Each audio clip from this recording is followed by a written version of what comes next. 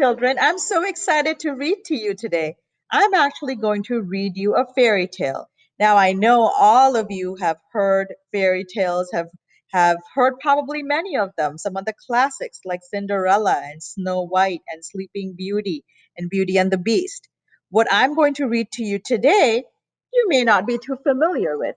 It's called Puss in Boots. And here is the little pussycat wearing boots.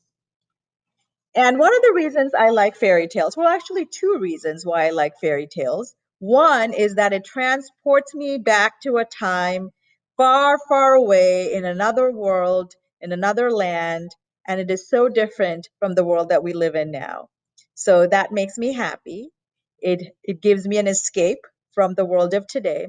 And the second reason why I really like fairy tales and why I'm going to read you one today is that all fairy tales carry a moral. It teaches us a lesson, it teaches us something that can help us grow and become a better person.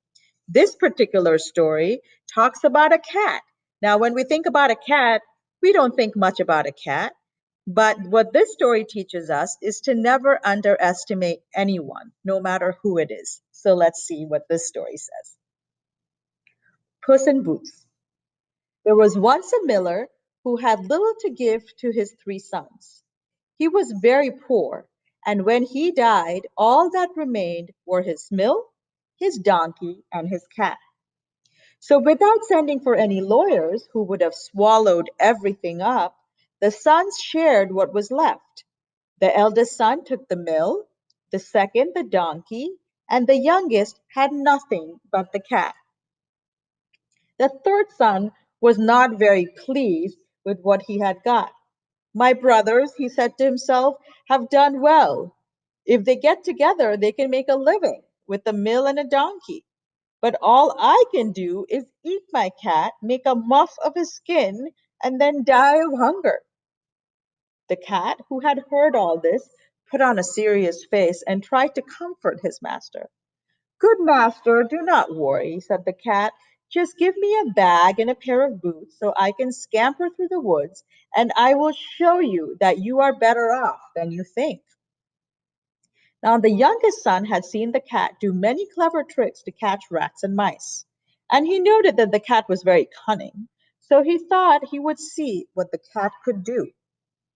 When the cat was dressed very gallantly in a large pair of boots, and with the bag around his neck, Mr. Pussy set out to try his luck. First, he hid himself in a rabbit warren and soon tricked a silly young bunny into his bag. Then off he went to the king's palace. And when the courtiers asked him what he wanted, he said he was the servant of my lord the Marquis of Carabas, which was the title he gave to the miller's son, and that he had a present for his master for the king. And when he saw that the king was pleased with the rabbit, the cat caught other small animals like hares and partridges and gave them to the king, pretending that they all came from the Marquis of Carabas. The king began to feel very friendly towards this strange nobleman. Now, one day, the cat heard the king and his daughter, the most beautiful princess in the world, were going to take a drive by the riverside. So Pussy went to his master and said, you are in luck today. Just go and wash yourself in the river at such and such place and leave the rest to me. While the miller's son was washing, the king passed by, and the cat began to shout, help! Help! My lord, the Marquis of Carabas is drowning. The king put his head out of the coach, and seeing it was the cat who brought him gifts that called, ordered the royal guards to save the good Marquis of Carabas. As they were dragging the miller's son from the river, Mr. Pussy, who had given his master's clothes, explained to the king that a band of robbers had stripped the Marquis and thrown him naked into the river. The king was very sorry to hear it, and at once offered the young man the finest clothes from his own wardrobe. And when the miller's son was dressed in these rich clothes, he looked every inch a marquis, And the princess looked on him tenderly and fell in love. As soon as the miller's son was dressed and ready, he got into the coach and began to ride slowly back to the palace with the king and the princess. The cat hurried on in front, and when he saw some mowers working in the fields, he called to them and said, "Good people, if the king asks you, tell him this meadow belongs to the Marquis of Carabas. Do this, or I'll have you chopped as small as herbs for the pot."